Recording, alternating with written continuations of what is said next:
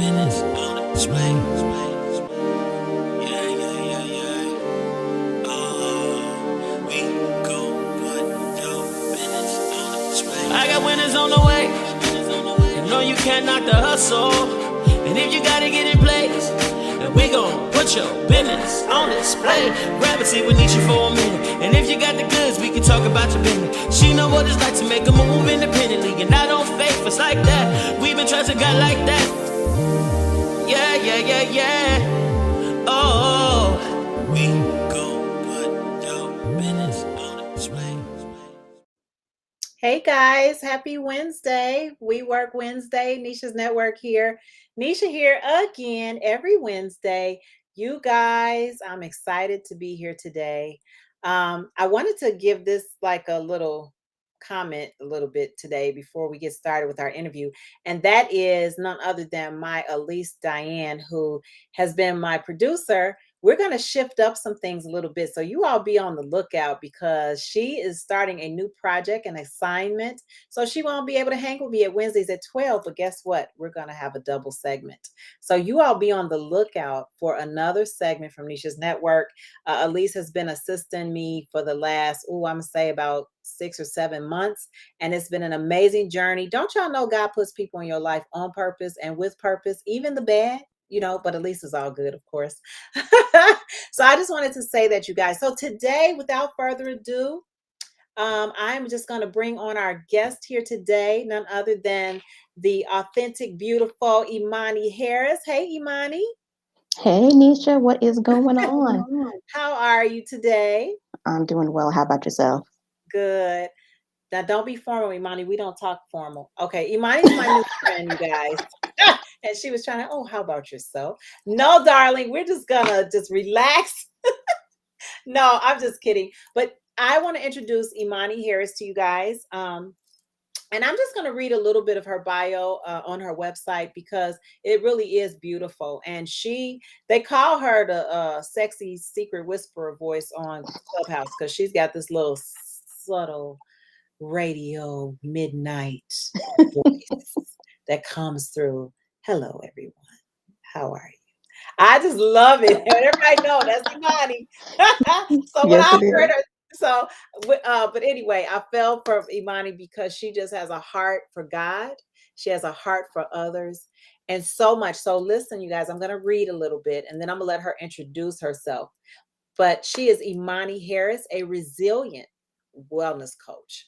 She helps empower women and amplify them dealing with autoimmune issues to go from surviving to thriving in every area of their life. So today, you guys, we entitled this topic, Hope Sustained, because Imani represents hope. She represents, and she's fighting for a community of people who probably don't really have a visual voice, right? And so I'm going to let you tell me a little personal stuff about you, Imani, and then we'll move into talking about that Hope Sustained, which I'm excited about. So you guys, before she introduces herself, if you are watching this and you know anyone who has encountered or has family members that encounter any form of autoimmune disease or disabilities, please share this video. This is going to be powerful today, okay? So you guys come on through and share alike. All right, Imani, introduce yourself to Neesha's Network guests and viewers. Hello, everyone. And the YouTube world. Yes. Use your Imani voice. Hello, everyone. My name is Imani Harris, and yes, I'm a resilience and strategic advocacy coach and consultant. I work with women of faith, not only with autoimmunity, but also those who are struggling with their untapped hidden potential so that they can, one, be seen, they can be heard, and they can be their authentic selves in everything they do so they can truly live a life on their terms.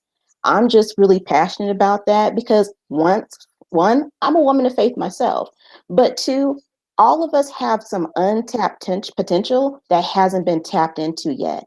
And so people are strategically placed into our lives to help draw it out. Neesha is one of them. Because we can sometimes be kicking and screaming in the back. You know how it looks when you're like looking at God like, please, Jesus, don't make me go do this. I don't want to do it. And he just side eyeing you from the corner like, girl, daughter, if you don't go get on that mic right now. But he brings in those right people to be like, come on, girl, you got it. Just jump. It's going to be okay. But it sometimes I can say has been hard because dealing with the autoimmunity, because there's such a stigma and shame to it, right? I didn't even know of autoimmunity until I actually got autoimmunity. Well, I say I deal with, I don't have it. But it all started from a car accident, you guys, back in 2002. It has almost been 20 years now since that car accident that I like to say is what wrecked my life in a whole different trajectory than the way it was. I mean, to be honest, I can say I was a hot ghetto mess before the accident. I was just doing what I wanted to do. I was all over the place. I was shaking my tail feather at the club 4 days a week. Yes, that was me. But Were somehow, you really, girl? Wait, hold on. I yeah, don't know that, Imani. yeah, that's that before said, right? You know, my friends, we would plan on Monday who is doing whose hair, who's driving, who's getting the drinks, what clubs we going to. And Wow. Thursday through Sunday, we were in the club. We used to think it was fun when the bouncers would come to us, we missed a week, and they'd be like, ladies, where were you? We're like, we do study, we do got to take tests, you know? But we thought that was like the coolest thing ever. But now I'm like, oh my gosh, I cannot, Jesus. How is that something to be proud of when the bouncer and the club owners are looking for you because you're going that often? Wow. But but I'm not ashamed of it now because that's part of what got me to be who I am now, to So be more understanding. let's backtrack a little bit because that's something I didn't know. And I see you said after surviving a near fatal car accident in 2002, you began to understand the complexities of living with autoimmune issues. So I want to stop there and talk about the autoimmune issue because my mind with autoimmune says lupus. My mind with autoimmune says AIDS, I think, right? My mind says that's the surface, but really the most current with family members who I know and friends who suffer with lupus. So can you just give us like the definition of autoimmune and what does that entail a little bit? Because I want to talk about a few other things that you mentioned earlier. But first I want to start with name some of the autoimmune issues that people have and then define how that can kind of disable people or cause them to have some struggles in life. Absolutely. Well, there are over 100 y'all, different autoimmune conditions. They range from diabetes to fibromyalgia. Diabetes is considered an autoimmune disease. Yes, it is. Okay, I didn't know that. I mean, okay, come through. Keep going.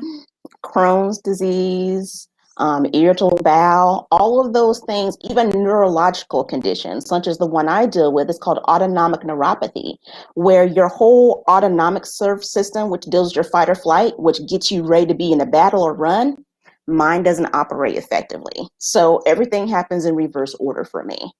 So it can affect every area of the body. And what is a simple way of saying autoimmune is it's your body no longer recognizes itself. And so your body is at war within all day, all night. And for some people, it's certain areas of the body. But for a lot of us, it's the whole body from head to toe, where the body does not recognize its own cells versus something that's foreign. It can't tell the difference anymore. Wow. I didn't know that. Okay, so education is key because it just stands out to me the people that I know in my family who struggle or friends who struggle with certain diseases. And I just immediately think first I think lupus. I have heard of Crohn's and different things like that. So that helps me out. And you talk about stress and how the body and mind responds to the challenges in our lives. But I want to hear a little bit about how the car accident shifted you to living with an autoimmune disease. You didn't have anything before. Well, as I've learned recently, I actually had one as a child. I was just never told it was autoimmune. I had Ehlers-Danlos syndrome, which is also considered the extra flexible syndrome. people who are really flexible in their joints and they can kind of like bend in weird contortion. That is an autoimmune condition. I was diagnosed that as a child, but it was never told to my family or me that it was autoimmune. They were just like, over time, your joints are just going to continue to wear down, that you can't do anything with them anymore. But it was never told this is lifelong. It was never told it was autoimmune. So when I had my car accident, I was actually at a stoplight and someone hit me from behind at 50 miles an hour at a minimum. And I had nowhere to go. So my car took all the damage in a 4-car pileup. It just folded like an accordion. Wow. And when I looked at the pictures after I had to take them myself to send into the car insurance company, I was constantly told if it had happened in a different angle, at a faster speed, different location, I would not have made it. And so when they took me to the emergency room and they did all the tests, the doctors were actually like, well, Miss Harris, we wish you would have broken something. And I'm like, what? Why would you wish worse on somebody? I'm already on this board that hurts. It's boring into the back of my head. I just want to be on a bed. And they were like, well, the thing is with the break, you can go into x-ray, you can see it. They can take you into surgery, they can fix it. Then they can take an after x-ray to see the healing process. They said, because you didn't break anything, Miss Harris, we still don't understand to this day how the body responds to damaged cells, which is soft tissue injury. And that's what all of my injuries were. They were soft tissue. So they told me from there, over time, expect diagnoses to start popping up. And that's Really? exactly what happened. Mm-hmm. Whew, that's not very encouraging to hear. but No, God, but God. So But tell me what things you noticed first that caused you to start saying, you know what? Oh, I see what they're talking about. You know, what things were you able to do before that you're not able to, you know, pretty much do now while you're waiting on God to heal you, of course. right. Well, I mean, I was avid in sports, in high school. I was a gymnast. I played basketball. I was a cheerleader. I was all of these things. I was able to just go in and out whenever I wanted to, where now my abilities started getting limited. My range of motion started getting limited. Depending on the temperature, my joints would just get so tight and achy, like just moving would hurt, just breathing sometimes would hurt. Then it was, I got tired really easily. I had brain fog. I wasn't remembering things the way I used to. Because I was a straight A student growing up. So I had to remember all of these things. And I was struggling to remember things that were just everyday things that would happen. I would find out that I couldn't eat certain foods the same way anymore. So I had to limit what I could enjoy. But I would say the worst part of it was then I stopped sweating.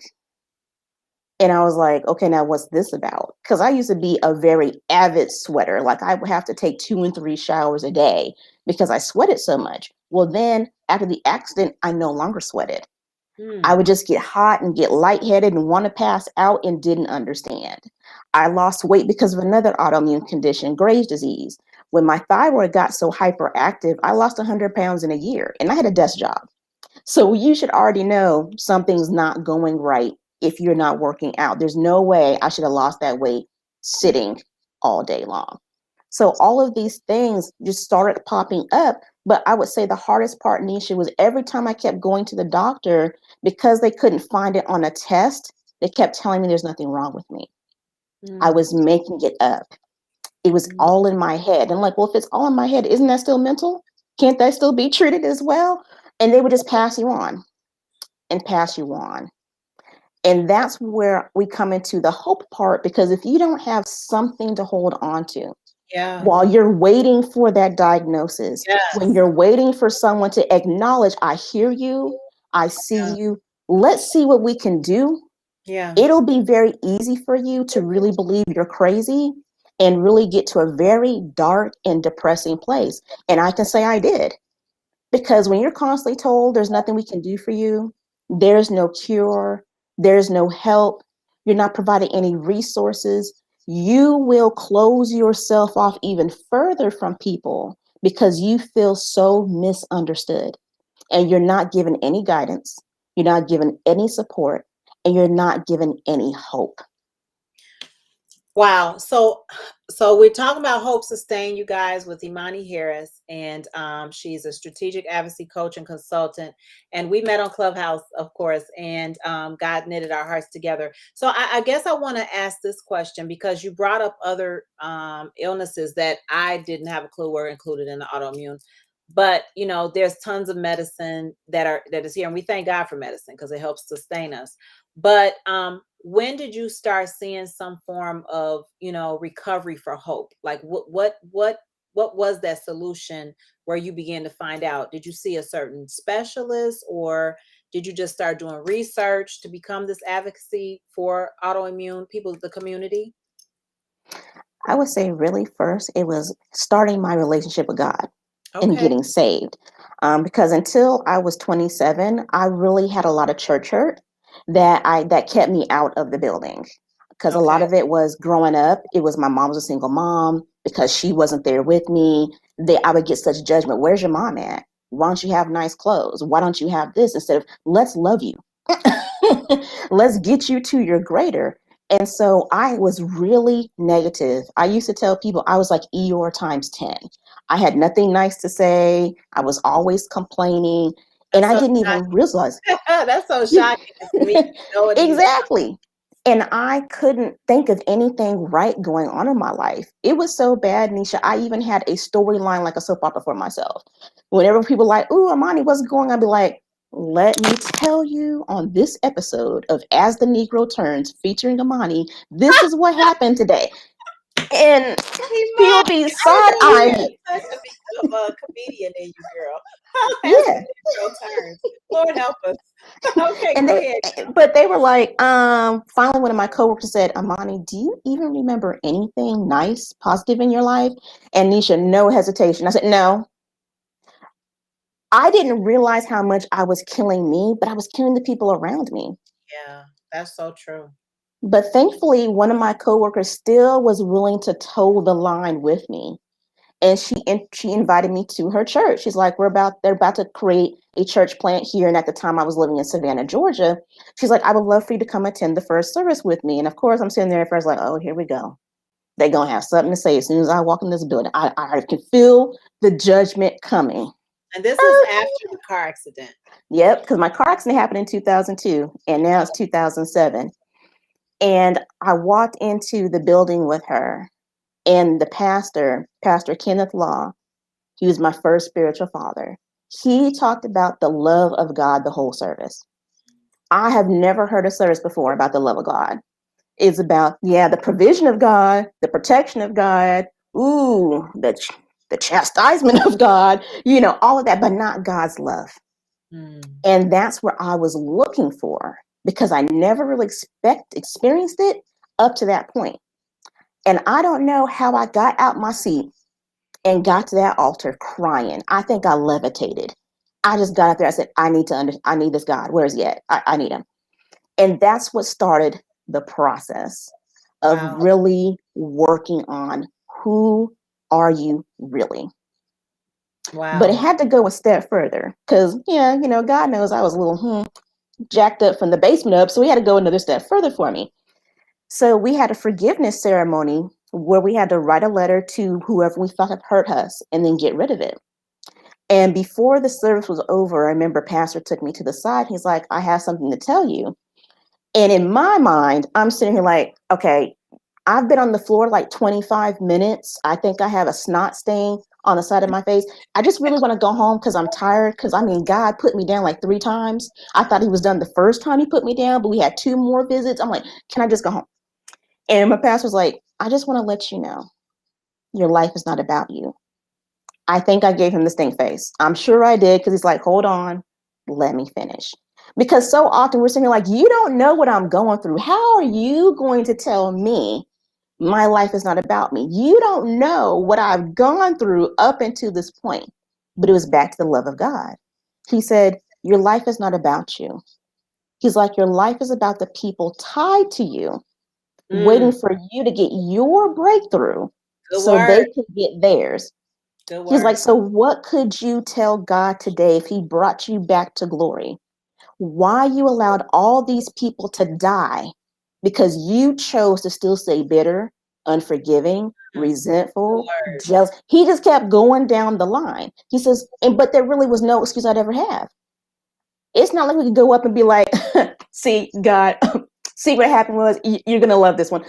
My mama used to tell me at any time you could have given it up and God replaced your burden with his. It could have been taken care of. So that's what started me on the path, because I had to get out of my own dang way. Yeah. Because I was negative. Yeah. I know a little glimpse of your testimony and history with family and little things like that, just a glimpse of it. But just to hear you speak of that and the forgiveness and to write that list and to get rid of it is releasing people. And I know that I just want to say this in this moment, because the topic is hope sustained. You have to have something to hope for, but you definitely need to sustain the hope. And the only way to do that, to me, is to, number one, stay connection with the main source, but also to stay connected with like-minded people. And I just was talking about this, shifting your mindset and connecting with people that are purposeful for God, even sometimes if it hurts. Because like you said, you went through that for a reason. Woo! So that was a lot. And if you guys want to check out Imani, you guys need to really go to her site, her landing page, and find out about her. She is a coach. She will encourage you and strengthen you. And her words that she used, this woman has a gift for words. I'm gonna just tell you all that. Like she is a eloquent word professor. That's what I'm gonna call it, wordsmith. But anyway, I want to move into how you went into starting Audaciously Coaching Business and your site, because define why you chose audacious. So the reason I chose Audaciously Made is because audacious is bold. And God says in the word, we are supposed to be bold in our confidence in him. We're supposed to be bold in how we spread the gospel. We're supposed to be bold in who we are. And you're made that way. So you are made boldly. And so he had to remind me of that time in and time again, like, daughter, you don't have to keep running around people trying to get them to accept you. You're already accepted. You need to keep chasing people to get valued. You're already valued. I just need you to stand in what I've given you without fear, without hesitation. You may not understand exactly what I'm about to have you do, but I just want you to be in a position and obedient to go with it. Mm. And I know for myself, the journey I've had to go through dealing with autoimmunity, if I can help one more woman not have to deal with that on their own, not have to feel like it's just them, not feel isolated, judgmental, any of those things, then I am doing my job. Because I had to go through the fire to understand the path, to now show it to somebody else. That's good. That's really good. And I know you have some exciting things in store for people and the communities that God is causing you to reach, and the world that God has called you to reach. And so not only are you a coach where you offer coaching sessions, but you're going to be hosting some workshops that will help educate as well as encourage you to shift and have that hope. And I'm so very excited about that. So when you branded your business last year for the coaching and consulting, what type of people actually gravitated to you? Were they only people with illnesses, or was there more? It was actually more. And I would always get the question, well, do you only deal with people with autoimmunity? No, because we all have untapped hidden potential. We all have hope we feel is deferred, but it's how do you sustain the hope that you already have? How to keep it reignited? Because at the end of the day, we have to advocate for ourselves first before we can advocate for anyone else. Good. Yes. And so often we have it backwards. Well, let me advocate for everyone else and then I'll get to me. Or as long as I get this done, God, then I'll come back to that. And God's like, no, because you are the cup. The cup is for you, child. Then the overflow that comes out is for everyone else. Stop bankrupting yourself by emptying your whole cup every single time. Now we got to get you a whole new cup, because you even get down. I like to tell people, you get down to the residue in the cup. You start scratching on that too until you break it.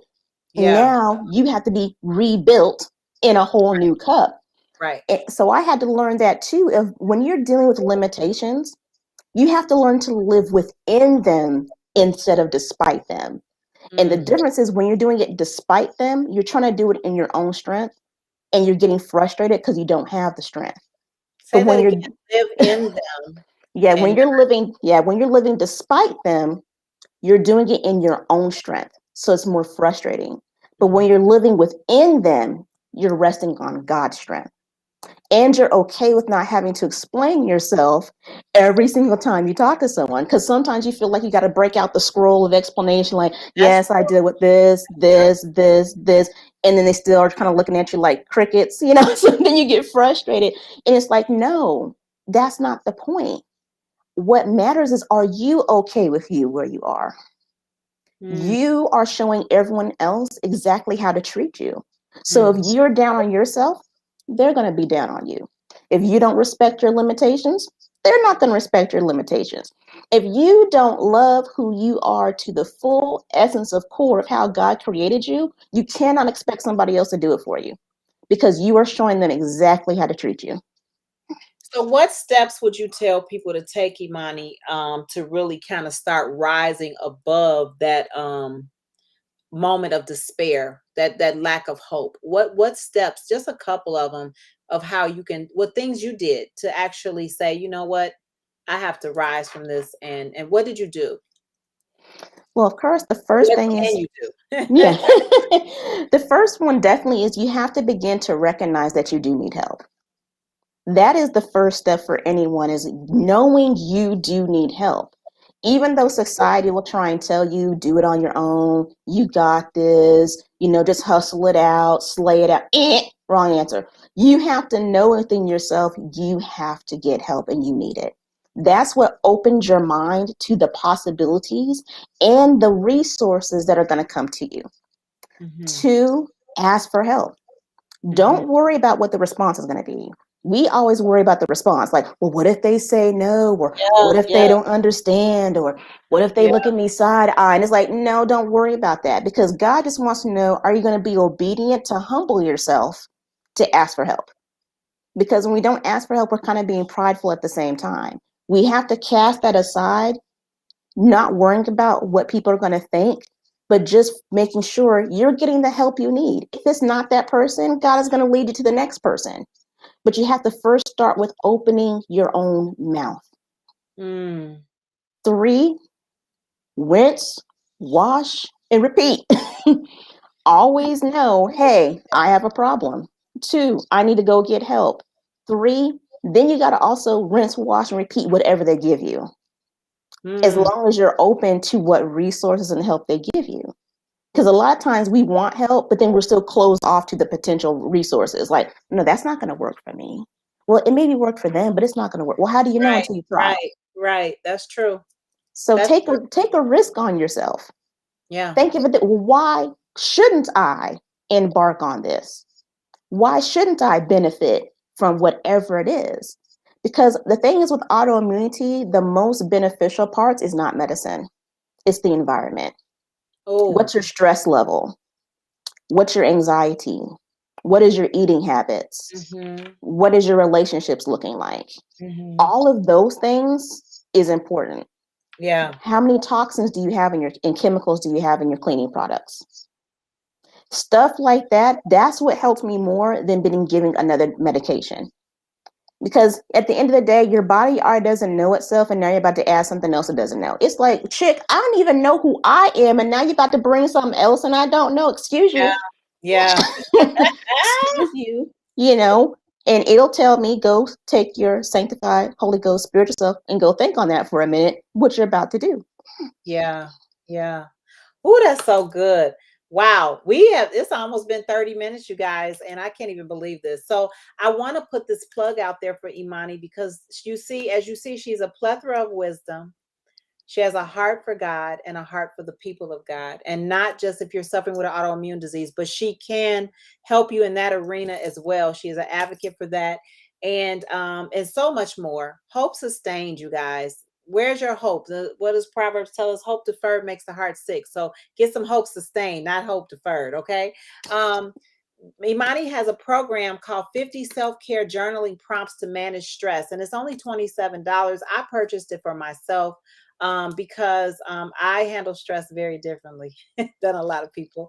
Everybody handles their own stress different, and I have a tendency to shut down and retreat and back up, and quiet myself. It's not the best way to self-care, but I purchased it. Tell us a little bit why, briefly, before we bring this interview to an end, why you chose to do this 50 self-care journaling prompt to manage stress.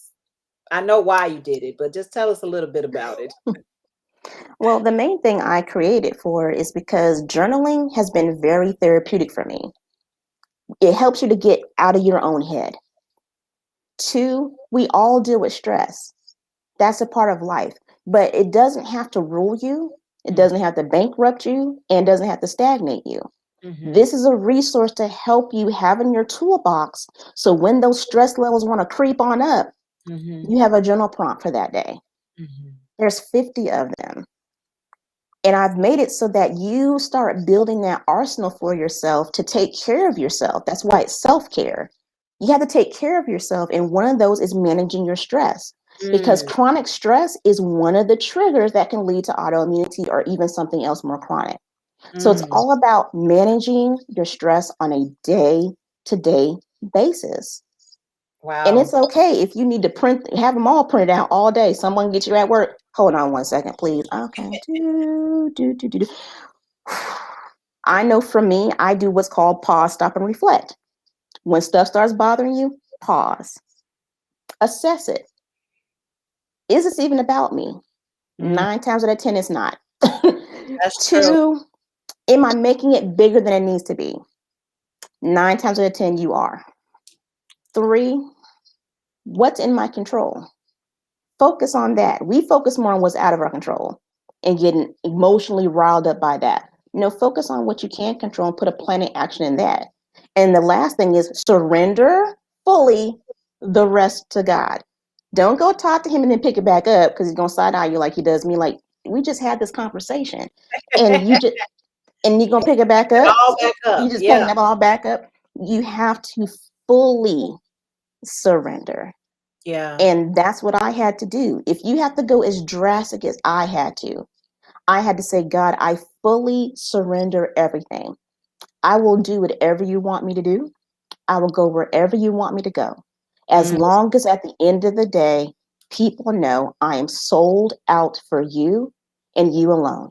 In essence, they see him, they don't see me every day, because I'm a reflection in everything I do of all that God has done for me and more. Wow. This was so good. It was so rich. Thank you for today, Imani. Thank you so much for pouring. So you guys, how can you get in contact with Imani? Check out her landing page and check out her site so that you can go and receive some of her one-on-one coaching and free resources, you guys. You won't be disappointed. We know we have interviewed tons of coaches. We know we have met tons of psychotherapists and different people like that. But I want to say that God has somebody specifically for you. And so if you are here today and you are watching this video on YouTube or Facebook Live on Neesha's network platform, please, by all means, reach out to Imani, audaciously.me/learn. That's so cool, because the /learn part is what we really need to take it in. Okay. I love this so much, you guys. So reach out to me. You can be a part of Neesha'sNetwork.com. We are here every Wednesday at 12 noon Central Standard Time. Reach out to me if you're interested in subscribing to our community. It will be a great advantage for you. You won't be disappointed. You'll meet some amazing people like Imani, not just on this platform. We have mastermind classes, a newsletter, a business directory. We have so much. Neesha'sNetwork.com. You all can subscribe today. Go and check us out, you guys. And before we close, I just want to say that Imani, thank you. And we'll be on the lookout, and we will advertise for the workshop you have coming up. We do believe in investing in ourselves. And speaking of investment, I just have to mention this. Our good sister friend, Dr. Ruby Powell, has a workshop. Go to Dr. Ruby E. Powell and Associates and you will find the value of investment, 5 ways to control the resources instead of them controlling you. So you guys, her workshop is this Saturday, August 28th from 12 noon to 1:30 p.m. You all want to go check out the value of investment. And today, Imani, I feel like you have invested not only in the community, but in me too, because I have taken in so much. So thank you for today. Is there any last encouraging words that you could leave with us today? I would definitely say my lasting word is you are already enough. Rest in all that God has given you and continue to shine as the queen that you are. Oh my goodness, that's so beautiful. You are enough. Thank you. She encourages me weekly, y'all. I get these little texts that come through like right at the nick of time. So until next week, Wednesday at 12 noon Central, come hang out with us, you guys. Please subscribe to our YouTube channel. We are on YouTube. Go to Neesha's Network on YouTube. Everybody, if you're watching, and if you're watching later, youtube.com, and go to Neesha's Network page, and also to the Neesha's Network Facebook page. Love you guys. Thank you so much, Imani. Massive hugs. Appreciate you. Thank you so much for having me. I loved it. Guys, Yeah. Oh, we gon' put your business on display.